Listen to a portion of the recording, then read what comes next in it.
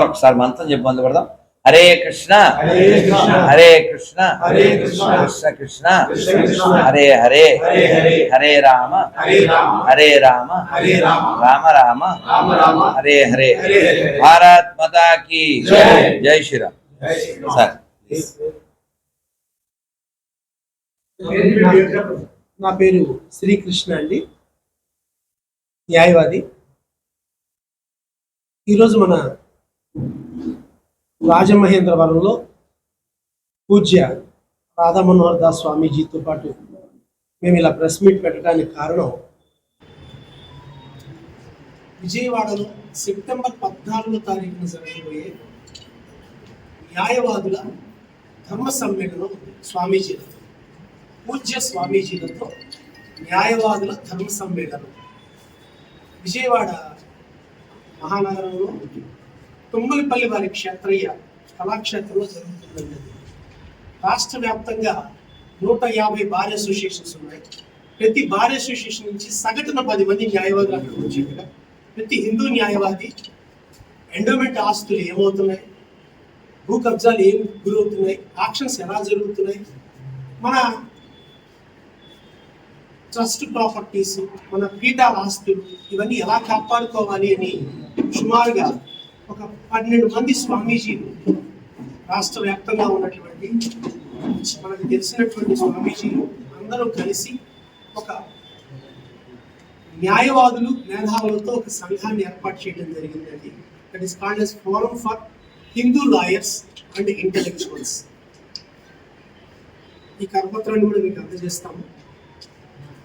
దీని ముఖ్య ఉద్దేశం ఏంటంటే, స్వామీజీల మీద జరుగుతున్నటువంటి అక్కర్లేనటువంటి దుష్ప్రచారాలు, వాటిని ఎలా చట్టబద్ధంగా ఎదుర్కోవాలి, ఎండోమెంట్ ఆస్తులు ఎలా కాపాడుకోవాలి, మన ధర్మాన్ని మనం ఎట్లా కాపాడుకోవాలి పరమతాల నుంచి, వీటి గురించి స్వామీజీల ముఖ్య ఉద్దేశంతో న్యాయవాదులతో చర్చాగోష్ఠి ఉంటుందండి.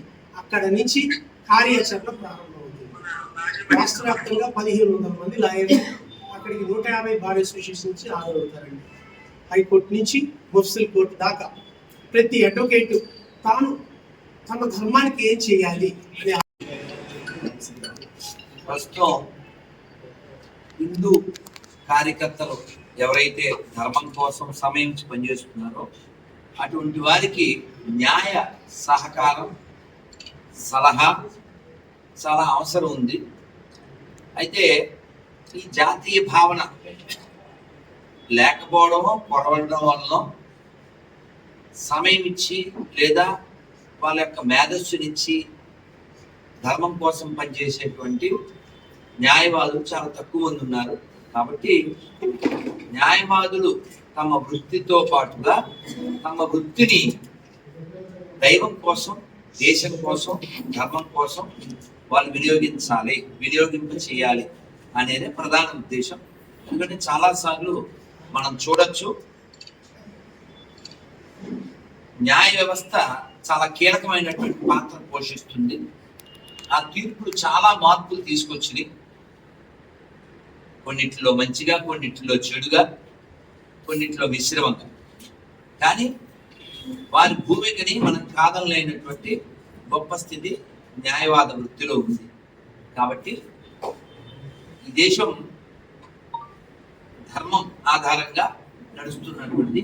ఈ దేశం నిలబడాలంటే ధర్మం ఆధారం. కాబట్టి న్యాయవాదులందరూ చెడ్డవాళ్ళు కాదు, న్యాయవాదులందరూ కూడా ధర్మానికి సపోర్ట్ కాదు. కానీ చాలా మందికి చెయ్యాలన్నా ఎలా చెయ్యాలి అనేటువంటి అవగాహన కూడా తెలియకపోవడం వల్ల వాళ్ళందరినీ ఒక వేదిక మీదకి తీసుకొచ్చి దేశ ధర్మాల కోసం వాళ్ళని ఎలా వినియోగించాలనేటువంటిది ప్రధాన ఉద్దేశం. ఇప్పుడు ఉన్నటువంటి పరిస్థితుల్లో దేశాన్ని రక్షించుకోవడం కోసం, ధర్మాన్ని రక్షించుకోవడం కోసం అన్ని మూలాల నుంచి ప్రయాణము చేయవలసిన ఆవశ్యకత ఉంది. ఎందుకంటే దేశం విచ్ఛిన్నకరణ పరిస్థితుల్లో నెట్టవేయబడుతుంది. కాబట్టి అందరూ కలిసి ఉండాలి, కలిసి నడవాలి, కలిపి ఉంచాలనేటువంటి ఏకైక లక్ష్యంతో ఎవరెవరి విశ్వాసాలు వారివి, మా యొక్క ధర్మం మేము పాటించేటప్పుడు వచ్చేటువంటి ఆటంకాల విషయంలో ప్రశ్నించడానికి, ప్రశ్నించే వాళ్ళకు వచ్చే ఆటంకాలను తొలగించడానికి అది సలహా కావచ్చు, మరో విధమైనటువంటి సపోర్ట్ కావచ్చు, న్యాయవాదుల నుంచి మేము ఆశిస్తున్నాం. అందుకని ఈ కార్యక్రమానికి వాళ్ళని ఆహ్వానిస్తున్నాం. ఇక్కడ దేవాలయాలు రక్షించబడాలంటే అక్కడ దైవభక్తి ఉన్నవాడు ఉండాలి.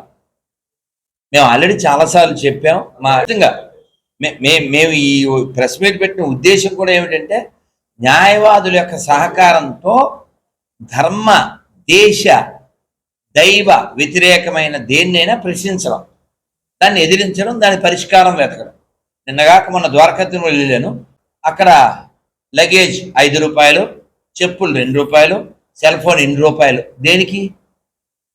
ఇన్ని కోట్ల డబ్బులు హుండీల్లో వేస్తుంటే టికెట్లు. అందుకని ఈ విషయంలో ఎవరైనా భక్తులు గుడికి వచ్చి ఆనందంగా వెళ్ళేటట్లుగా ఉండాలనే విషయాన్ని మనం అక్కడ నొక్కి చెప్పడం జరిగింది. అలాగే ఈ కమిటీల్లో వేసేటువంటి వాళ్ళందరూ కూడా ఆ దైవానికి, ధర్మానికి లోబడి ఉండే వాళ్ళని వేయాలి. ఇది మేము ఈ వేదిక మీద కూడా మేము చెబుతాం. మీద అక్రమ కేసులు అనేది చాలా పెడుతున్నారు అన్యాయంగా. సో అలాంటి వాటిని అన్నింటినీ మేము అడ్డుకోవడానికి కూడా ప్రయత్నిస్తాము. కోసం ధర్మంగా సేకరించి దాన్ని ఖర్చు పెడితే తప్పు లేదు.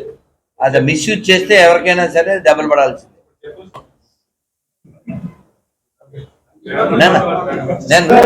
భారత్ మాతా కీ జై శ్రీరామ్.